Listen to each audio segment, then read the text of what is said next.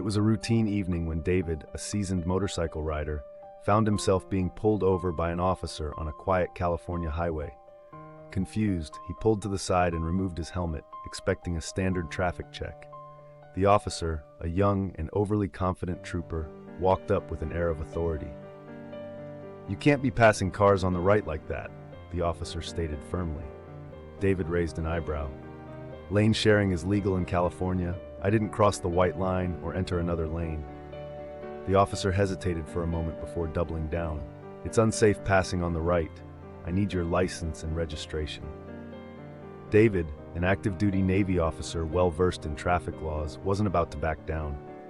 He calmly pulled out his phone and opened the California DMV website. "According to state law, lane splitting and lane sharing are both legal," David read aloud. He even turned the phone screen toward the officer. "Now, can you explain which law I broke?" The officer's confidence wavered.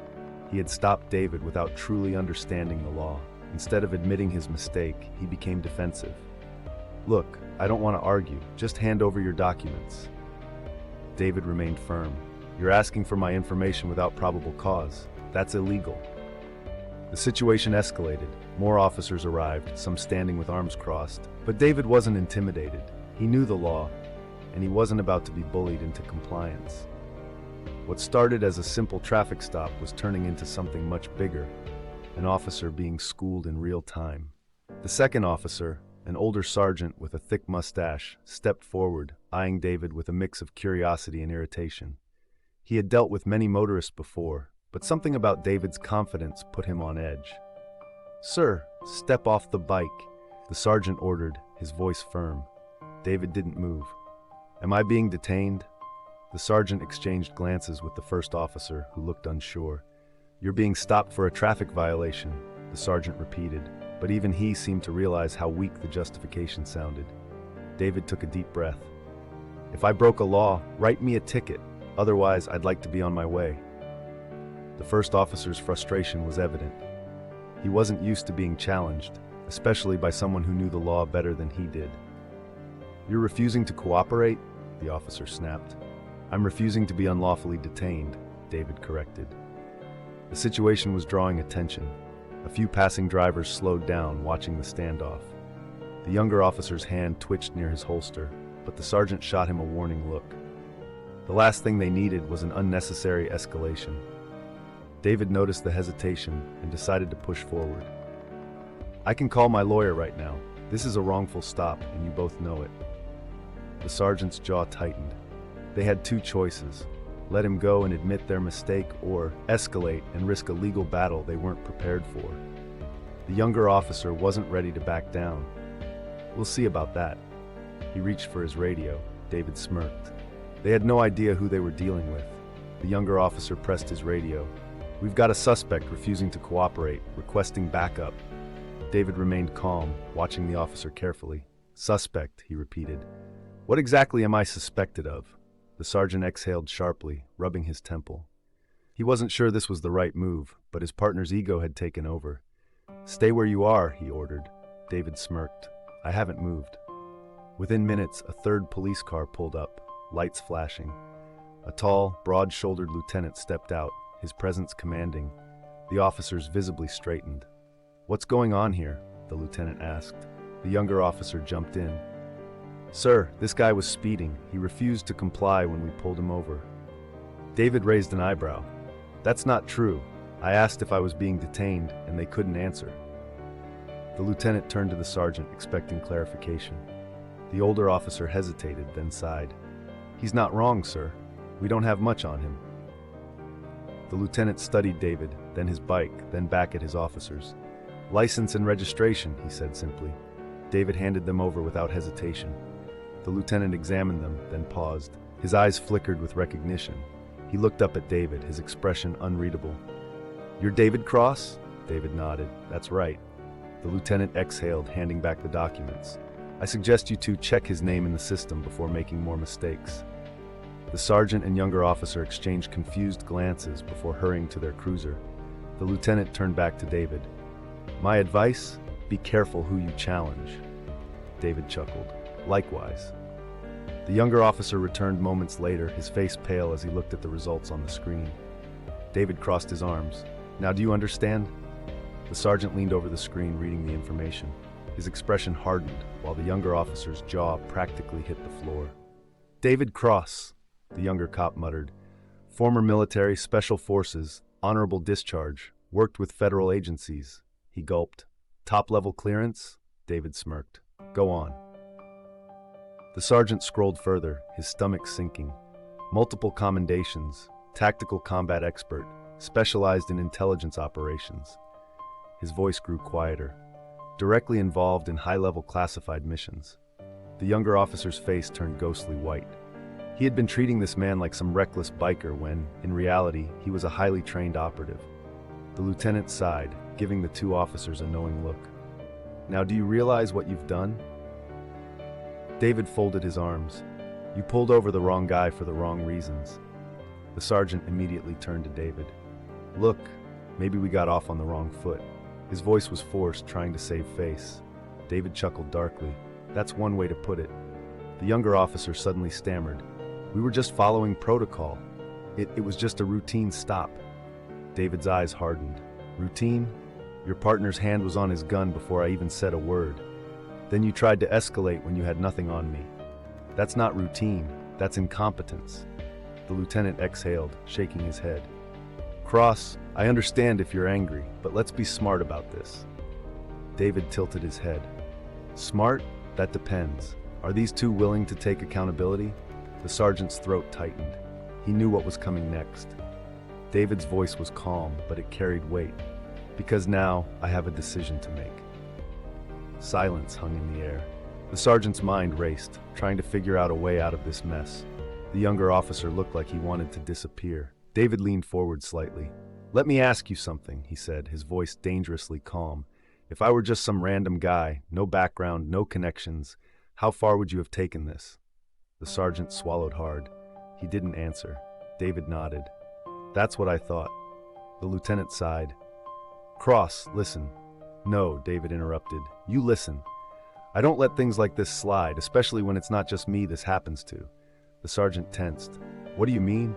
David took out his phone and tapped a few buttons. He turned the screen toward them. It was a recording of everything.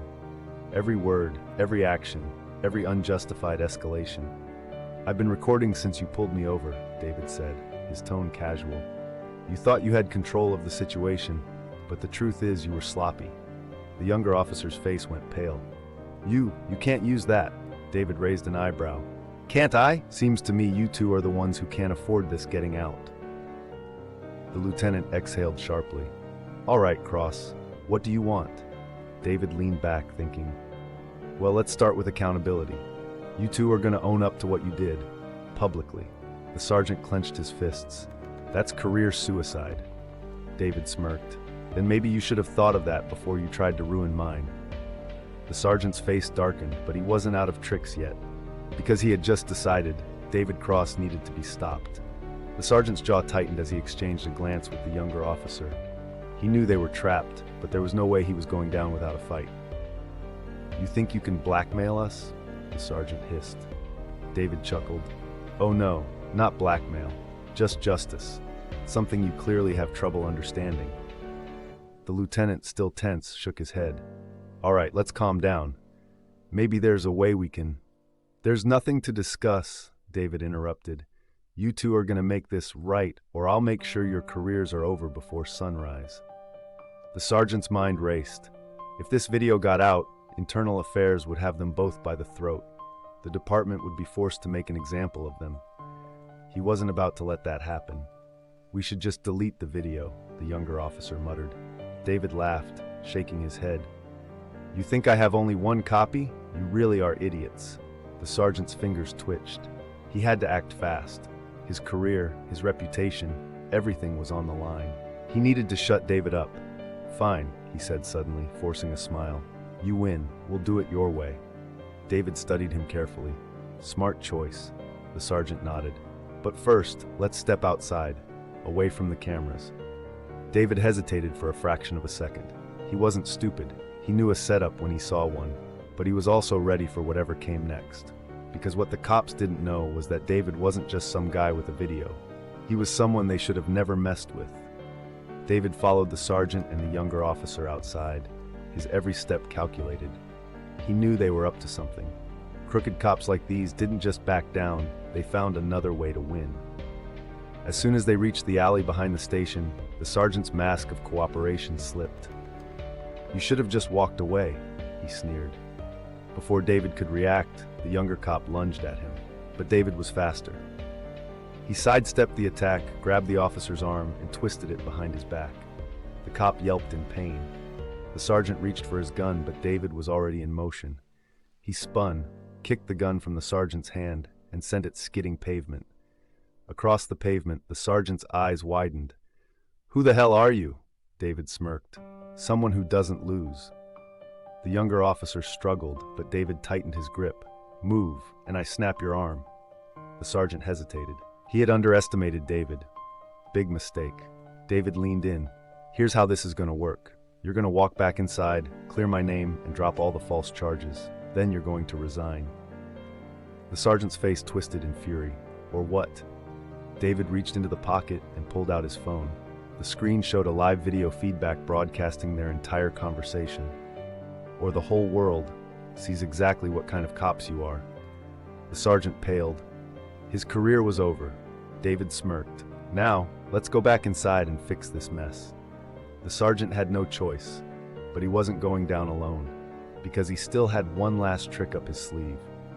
David kept his grip firm on the younger officer as he forced both cops to walk back inside the station. The sergeant was stiff with anger, his mind racing for an escape. He knew his career was finished if that video got out. As they stepped into the dimly lit hallway, the sergeant suddenly yelled, "Help! He's got a gun." David barely had time to react before officers from every direction came rushing in, weapons drawn. David glanced down, his hands were empty. But the sergeant's lie had worked. These officers weren't thinking, they were reacting. The younger cop wrenched free from David's grip and dove to the side. David had only seconds to act before they opened fire. "Check my phone," David shouted, his voice calm but firm. "I've been streaming this whole thing. The sergeant just tried to frame me again." Some officers hesitated, others didn't. One of them lunged at David, but David sidestepped, twisting the officer's arm just enough to make him drop his gun. "Stop!" A commanding voice rang out. Chief Reynolds stepped into view, his sharp eyes scanning the chaos. He held up his own phone, David's live stream playing in real time. The room fell silent. The sergeant's face turned ghostly pale. He knew. He had lost. Chief Reynolds locked eyes with him. "Sergeant, you're under arrest." David smirked. "Told you I don't lose." But this fight wasn't over yet. Because, as the officers cuffed the corrupt sergeant, someone in the shadows was already making plans to strike back. The room was dead silent as the sergeant was handcuffed. His face was frozen in shock, but his eyes burned with hatred. "You're making a mistake," he spat at Chief Reynolds. "I've been running this department for years. You really think you can just save it?" Reynolds cut him off. "We all just saw the footage. You lied, tried to frame an innocent man, and you assaulted a civilian. Your career is over." David crossed his arms, watching as the sergeant was dragged away. But something still felt off. "You knew," David said, turning to Reynolds. "You knew something was wrong in this department." The chief exhaled, rubbing his temples. "Not just me.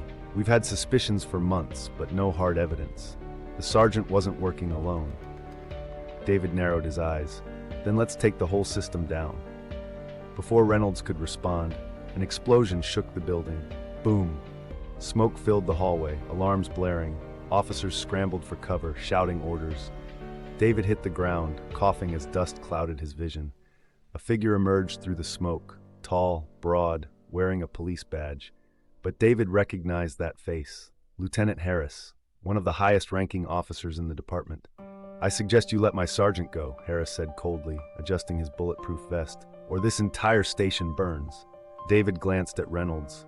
The chief looked pale. He wasn't in control anymore. The sergeant smirked from his cuffs. "Told you, kid. You messed with the wrong cops." David clenched his fists. This wasn't over. It was just beginning. The smoke lingered as David steadied himself, locking eyes with Lieutenant Harris. The station was in chaos, officers scrambling, alarms blaring, and the threat of more violence hanging in the air. "You're making a mistake," Chief Reynolds warned Harris. "This isn't a gang you can intimidate. This is the law." Harris scoffed. "The law?" He pulled a gun from his holster, aiming it directly at Reynolds. "The law is whatever we say it is." David moved fast. Before Harris could react, he lunged, knocking the gun from his hand. It skidded across the floor. Harris swung wildly, but David dodged, delivering a sharp elbow to his ribs. The sergeant tried to take advantage of the distraction, shoving an officer aside and making a break for it. But Reynolds was ready. He grabbed the sergeant and slammed him against the wall, twisting his arms behind his back. "You're not going anywhere," Reynolds growled. More officers rushed in, guns drawn. Harris hesitated, then smirked. "You think this ends with me?" he sneered. "You have no idea how deep this goes." David wiped blood from his lip. "Maybe not, but I'll make sure every corrupt cop in this city is exposed." Harris and the sergeant were dragged away in cuffs, their power shattered. As the dust settled, Reynolds looked at David. "I misjudged you. We need more people like you in this city." David exhaled. "Justice isn't about power. It's about doing what's right." With the corrupt officers taken down, the city was safer. But David knew one thing for sure: this was just the beginning. The fight for justice never truly ends. If you enjoyed this story of justice, power, and redemption, don't forget to like, share, and subscribe for more thrilling content. What would you have done in David's place? Let us know in the comments below, and remember, true power lies in standing up for what's right. Stay tuned for more stories where justice always wins.